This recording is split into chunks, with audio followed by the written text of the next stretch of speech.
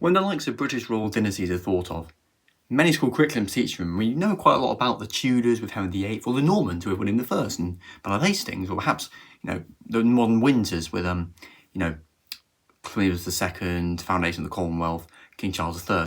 However, I think there's always one dynasty in my mind that is often left out, and really never has served its justice.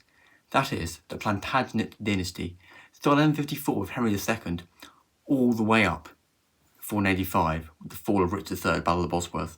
I'll be taking you on an 8-part series over 331 years of history, looking at Henry II, Richard I, John, Henry III, Edward I, Edward II, Edward III, Richard II, Henry IV, Henry V, Henry VI, Edward IV, Edward V, Richard III.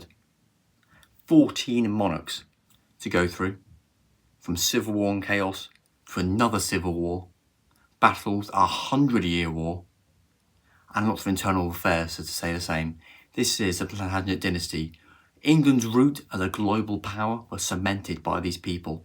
An Angevin empire, a kingdom, and warfare, to the collapse nearly of defeat. This is the Plantagenets, a warrior dynasty. Please enjoy the series.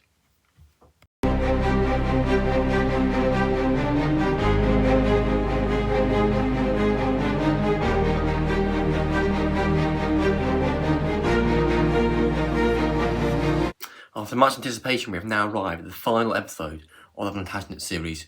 Very brief, just 2 years, but a lot happened in these 2 years, and we see the end of the dynasty. Source of the link down in the description. Let's begin.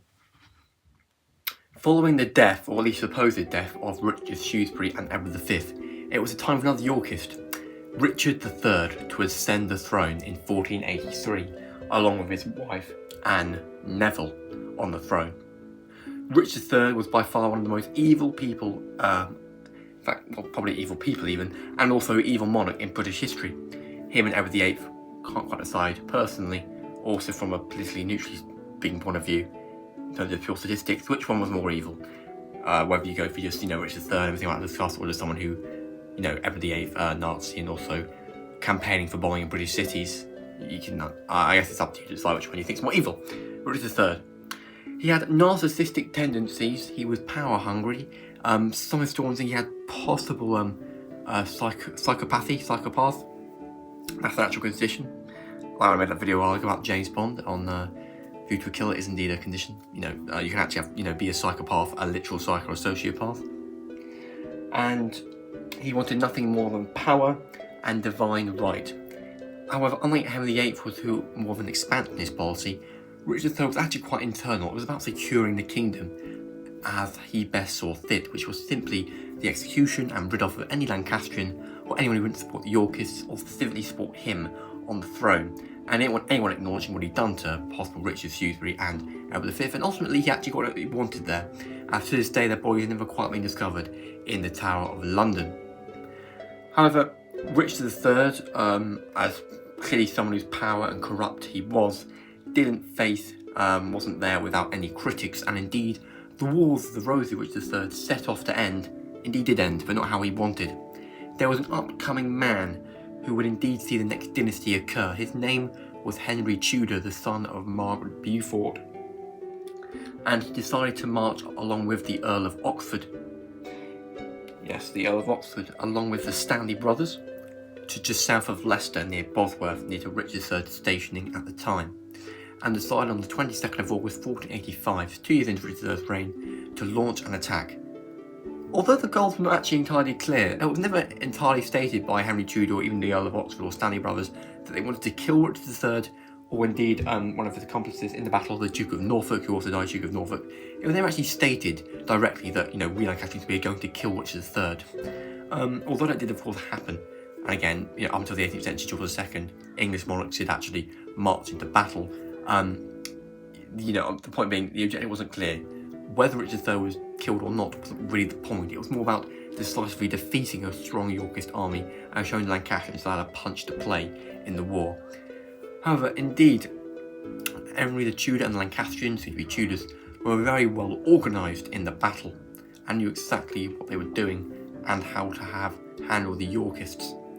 And indeed, during the battle, Richard III was off his horse and he got swarmed by Lancastrian troops, and it wasn't long until he was simply beaten, bludgeoned and stabbed to death by the Lancastrians, and that was Richard III's end of a bloody end.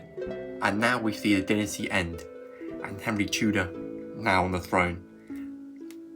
And we have another dynasty. The second dynasty to rule over England, the Plantagenets, 1154, right way back to Henry II. I'm Richard III now about the Bosworth, has now concluded. So there we are again. Despite being at number 12,000 to 8,000, the Lancastrians won.